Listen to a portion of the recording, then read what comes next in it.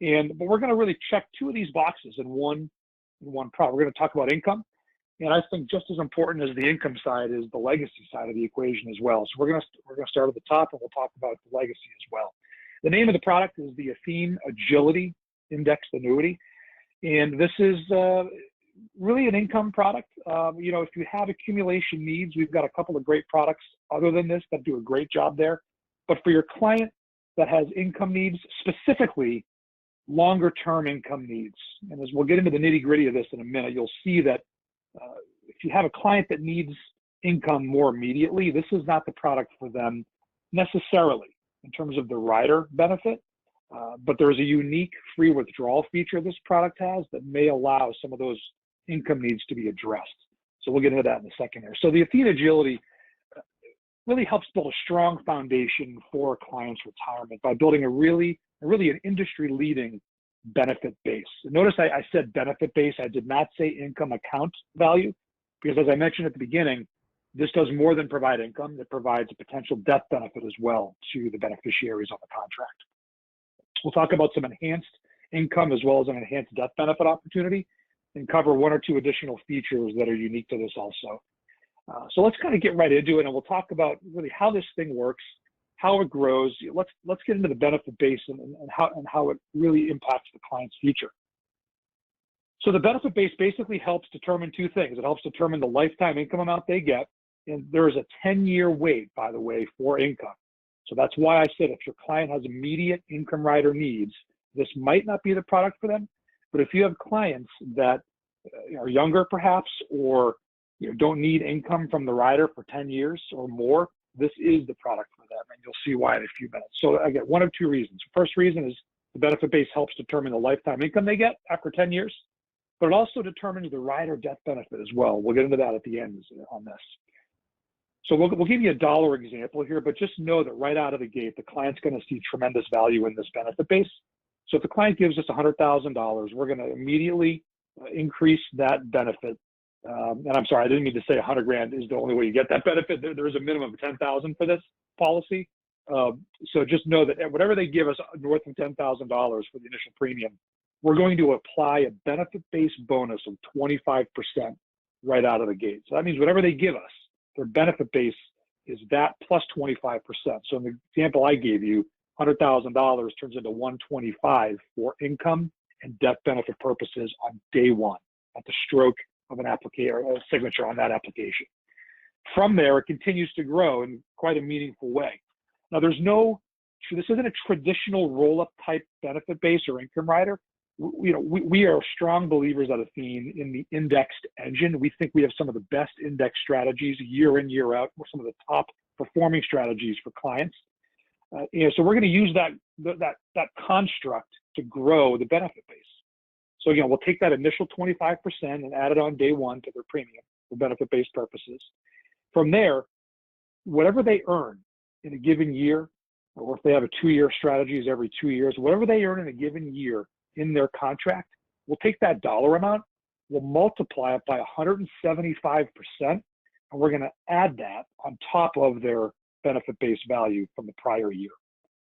So you can see over longer periods of time how this will really add up. Let me give you a numerical example just to hit this home. So we'll use that same $100,000 example I gave you just to start off the thing. We'll keep the math easy for me here. Let's assume that they earn 4%, and I think that's a modest return.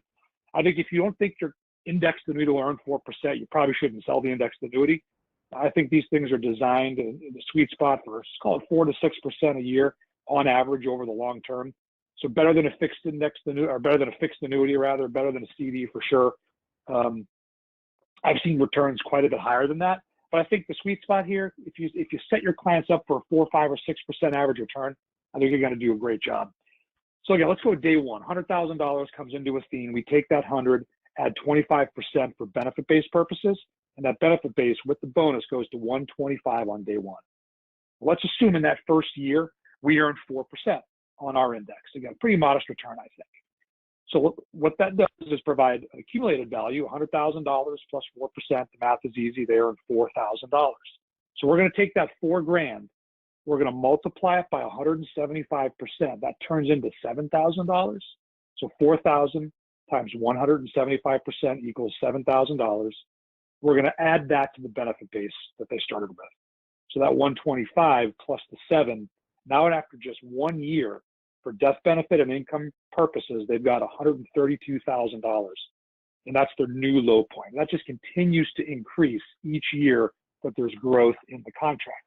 So it's pretty powerful over longer periods of time, as I think you can probably imagine. As I mentioned before, you know, if we're not going to have a traditional sort of roll-up rate construct on this thing, and we're going to use indexed strategies to grow, we got to have good ones. And we have a complement of strategies. I really like this slide because if you look at some of the names of these indices, and not even at Athene, at other companies too, they have some complex names. You know, BNP Paribas, Janus, SG, Market Consensus.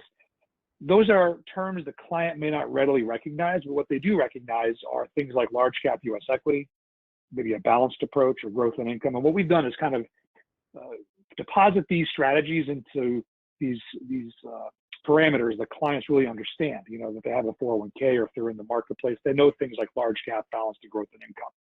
So the Janus at the top there has been one of the top performing indices the last several years. I'll use that as an example here in another minute. And I'll show you what the rates are. But know that whatever your client's risk tolerance, and really, again, we're not, when I say risk tolerance, you can never lose money with these products, as we know. But there's going to be some indices like the Janus that's more of a home run index. There's going to be others like the BNP that are more singles and doubles in terms of the performance, sort of your steady Eddie strategy. And of course, we have a fixed account, which I think could be important to some people too. The bottom line is you have options. And each one of these indices, by the way, has both a 1 year and a 2-year uncapped design. So I think that's powerful. So I'm going to show you the rates. And again, these are hot off the press rates. You know, again, we did take a step back a little bit because interest rates industry-wide are very low.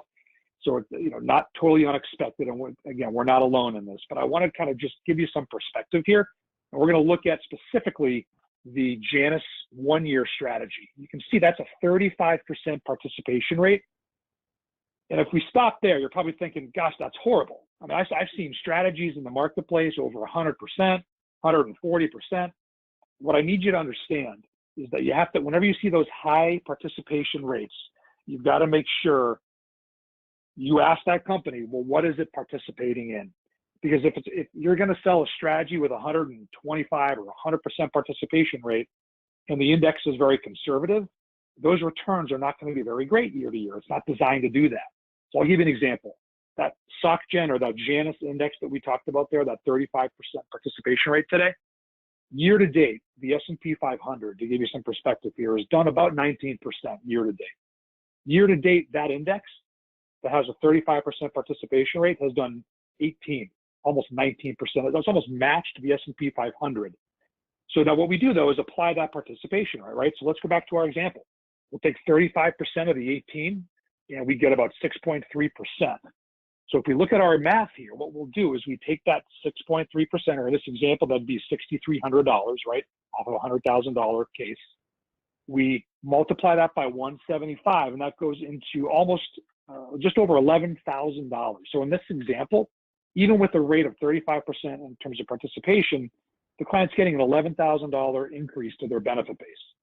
So I give you that example because I think we get caught up in rates that look and appear low.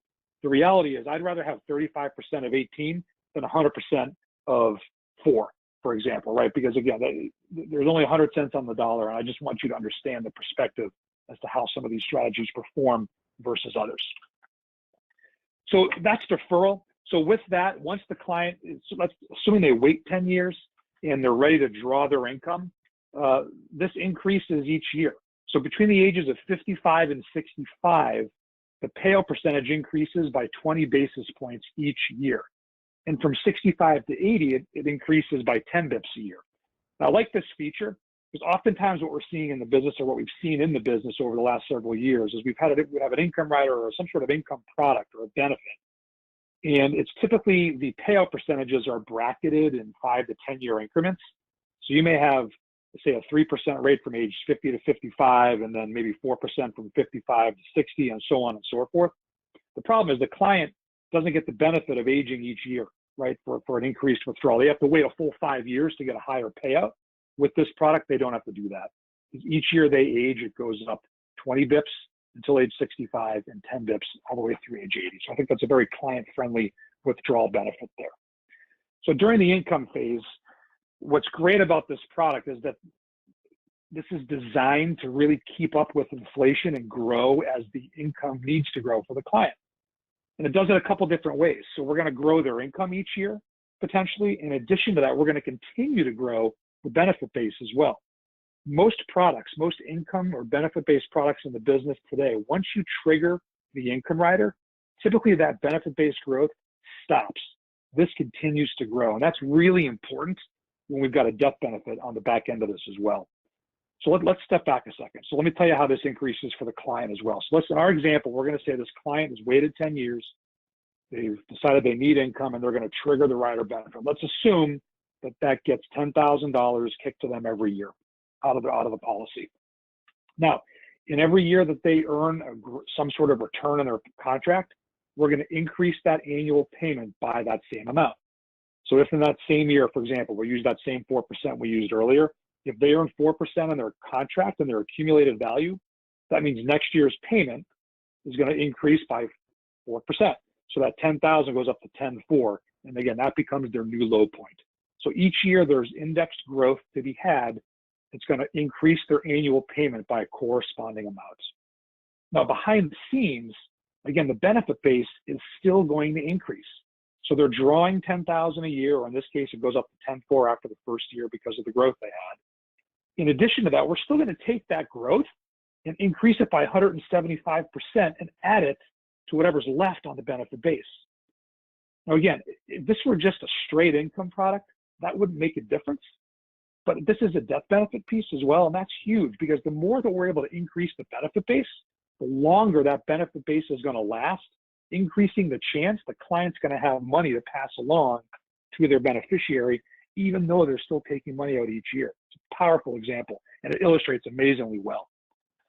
So some of the additional features here, and this is actually a theme, and back in the old Aviva and American Investors days, was the first indexed annuity company to have a rider like this. What this does is basically double your client's income they're receiving. So again, let's use our example, $10,000. If they go into a nursing facility, and again, this is not home health care, it is not assisted living, this is a true skilled nursing facility. If they were in that facility for 6 months out of a 250-day period, that's sort of your elimination period, if you will, if you're familiar with long-term care insurance terminology, we're going to double their income until their accumulated value hits zero. So that $10,000 turns into $20,000 annually when they need it most. We know qualified care facilities are expensive, and this helps offset that at no additional charge. And by the way, I'd like to mention at the beginning, but I'll mention now and mention at the end as well. This rider has no charge. So this is included automatically in the Agility product for free. So the client doesn't have to pay for any rider at all. And then they get this doubler as well. Once the accumulated value does hit zero, though, that doubler will cease. Now, it doesn't go away completely. It'll just go back to what they were getting before. So $10,000 goes to $20,000 until their value goes to zero.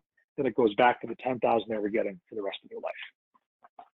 So let's get to the rider death benefit. Well, again, we're assuming the client has been drawing money here. But again, because we're applying that growth, that 175% growth to the benefit base, every year they have an increase, it's further increasing and extending the benefit base as well. So any remaining benefit base that remains when the client passes away is available in its entirety over a 5-year period. So the client has two choices. They can take a lump sum payout of any accumulated value if there's any left, or they can take the remaining benefit base out over a 5-year period. Now I'm going to pause for a minute and kind of take a different approach here. We have a lot of advisors that will sell this strictly as a legacy product.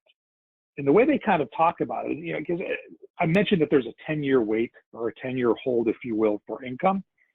That can, to the right or wrong person, that could have a potentially negative aspect to it. Well, I got to wait 10 years. That's not a good thing.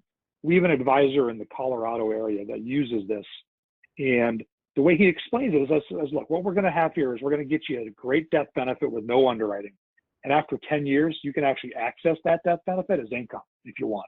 And I love the way that he talks about that because he basically encapsulates how this product works, but focuses on the death benefit first and the ability to access it in 10 years for income, which I think is a great way to do it. So, we have clients that will use this strictly as a legacy play.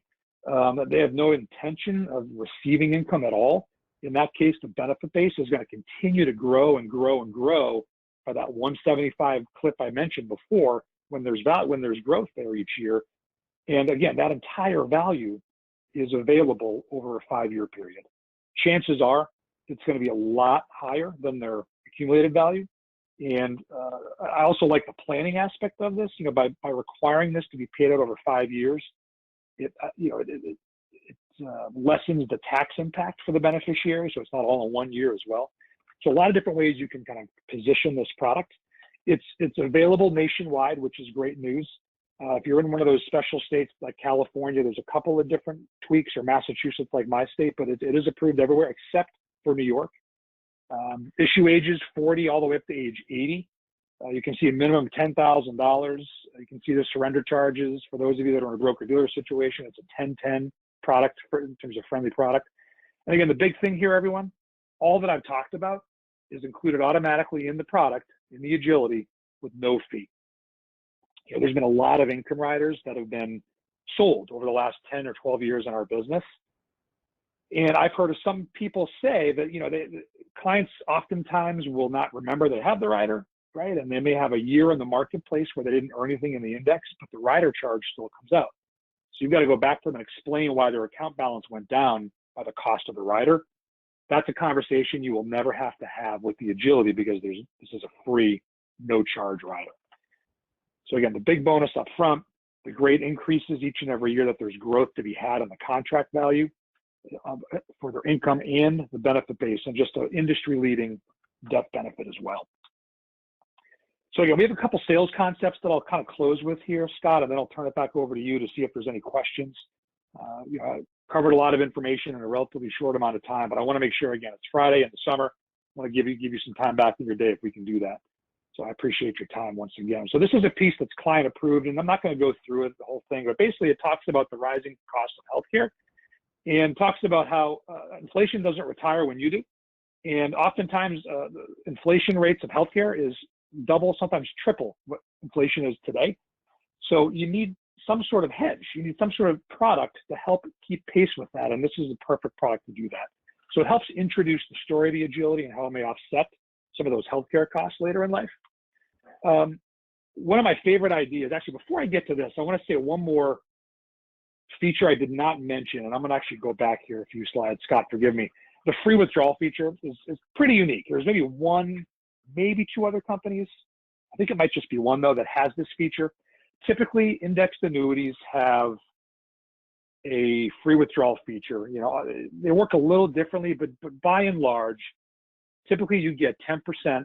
If you have an annuity that offers 10% of the in the first year, typically is based on the premium that the company gets. So if they give you $100,000, the client in that first year can take 10%. Thereafter, though, it is now based on their accumulated value, right? So let's say you take $10,000 in the first year. Now you didn't earn any money. Now that $100,000 is down to $93,000. Year two, you want to take that same 10%. You can't take the 10 because it's 10% on the accumulated value, right? So it's 9,300. This product allows the greater of their accumulated value or their initial premium. It's a great planning feature because there's a lot of folks that I talk to that are registered or they're RIAs, and they do a lot of bucket planning where they'll have 3 to 4 buckets of money allocated for their clients and access the funds according to the time frame. So bucket one typically is your cash now bucket, money market, some sort of liquid investment, savings, checking. That's where the money needs to come immediately. Bucket two, I think the Agility works perfectly in what otherwise would have been maybe a bond or a CD or some sort of bond fund.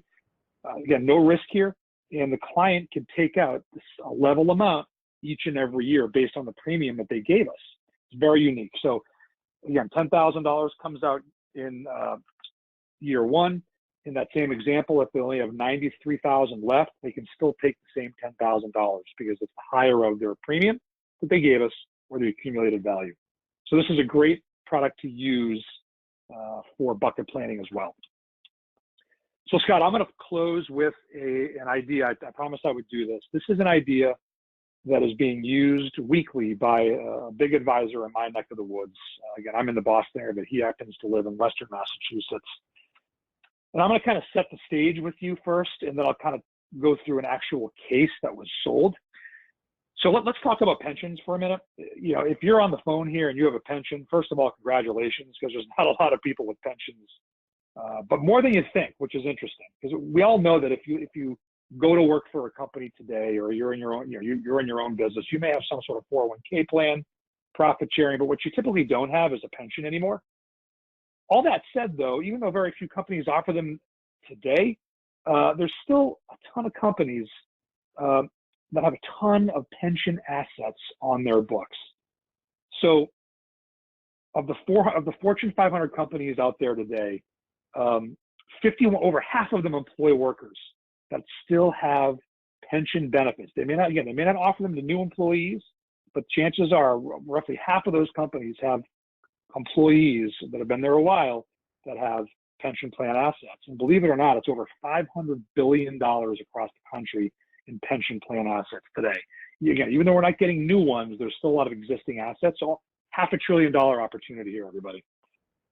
So what are the most common plan options when the employee retires, right? So once the employee decides to retire, they're going to get a letter from their company, from their pension, and it's going to say, well, you have two choices. We're going to pay you a monthly payment forever. You know, and depending on the company and how solvent they are, there may or may not be inflation protection. Usually there's not. So it's a level payout. There might be a death benefit, but typically it's reduced if it is at all. Or you could take a lump sum, but typically it's a discounted lump sum, right? They present value discounted. So you can get a lifetime payout, a level payout forever, or you can take the lump sum. Well, again, the monthly payout, as I mentioned before, typically there's no inflation, and that's critical, because 3% inflation for 20 years, even though that's pretty low, believe it or not, in 20 years, at 3% inflation, that feels like your income in 20 years has been reduced by half, and that's scary. I don't think a lot of clients can put that in perspective, but I think it's important that we teach them about that. And then further, the payments are made based on the company's financial health. So what this advisor does is he'll ask the client, he's like, listen, do you have a pension plan?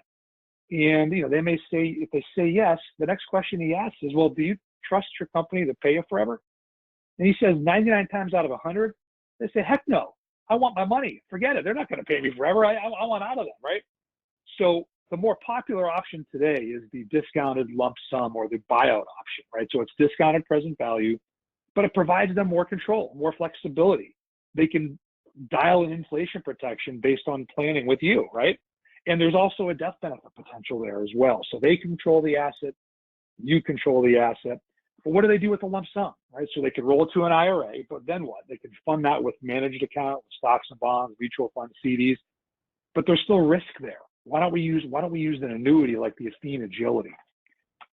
So here's sort of the challenge for us. We're going to try to take the company stated level payout in their letter, and we're going to try to match that payout and potentially increase it down the road as well. So here's our assumptions. This is an actual case that was issued at Athene in the last 2 months from this advisor. The client was 63 years old. In this case, he was a single person. They offered him two choices. We're going to pay you, Mr. Employee, first of all, thanks for your service. We're going to pay you $36 grand a year forever. No inflation protection. This was a level benefit rather. And this actually had no death benefit either. So if he gets his 36 for 2 years and dies, that's it. Or you take a discounted $700,000 buyout today. Now, that's an actuarial equation, right? They've figured out that we can afford to pay this guy $700 because we think he's going to, based on how long he lives versus the $36,000. So our goal is to try to provide the same $36,000 a year out of the gate that he would have gotten from his employer with the $700,000 premium, but then potentially increase it down the road. So this is how we do it. We buy the Agility with $700,000. Again, he chose the SocGen index 1 year and 2 year. We mixed the money up 50% each. It's got that unique free withdrawal feature, which we're going to utilize in this example. And what we're going to do is we know we can't trigger the rider for income for 10 years, but that's okay because we have that withdrawal feature. We're going to take $36,000 via partial withdrawal for 10 straight years. So we're matching the company pension. We're providing that same level payout the company promised them for 10 years. After the 10th year, though, things get really interesting. So what I'm going to do, and this, I really admire the producer for doing this. You're going to see these strategies illustrate really well. What I would recommend you do, since we're talking about pension dollars, I like to dial back the illustrations, and our software lets you do that. So let's assume the client earns a modest 4% a year. Now, these strategies, again, will illustrate better than that, but I'm going to recommend that you dial it back. Let's talk about just 4% a year. Again, I think you could get that with many indexed annuities, certainly this one, if you're over time. So years 1 through 10, $36,000 a year, we match the level payout. In year 11, we trigger the rider. Because the rider has had an opportunity, that benefit base has had an opportunity to grow for the whole 10-year period. Once they trigger the income at year 11, they're getting a 33% pay raise. That $36,000 a year now turns into $47,000, almost $48,000 a year. At age 85, they've doubled their income, because again, it continues to increase when they earn value. So at 85, they're earning $72,000, total payout over $1 million. So we've basically increased their income by 27% using, I'd say, moderately conservative numbers. But let's take it one step. Let's dial it back even further. Let's assume they just earned 2.5%, which is mind-boggling, because I think indexed annuities will far and away do better than this. But let's worst case scenario. Let's say they only earn 2.5%. So that $36,000 a year still comes out, be a partial withdrawal for 10 years. In the 11th year, we trigger the income. They still get a pay raise. So earning 2.5% in the decade, which isn't a lot, they're still going to get a pay raise, 6% more, $38,000. By age 85, they got $50,000, 36% more. So the pension's going to yield, call it $792,000 versus $879,000, plus there's still $50,000 in death benefit left for their beneficiaries as well. So an 11% increase using very conservative numbers. So the bottom line here, folks, is that the producer is giving the client total control of those assets, flexibility to choose income or death benefit or partial withdrawals. The product's very flexible, more income, and a death benefit that didn't exist prior to this planning technique.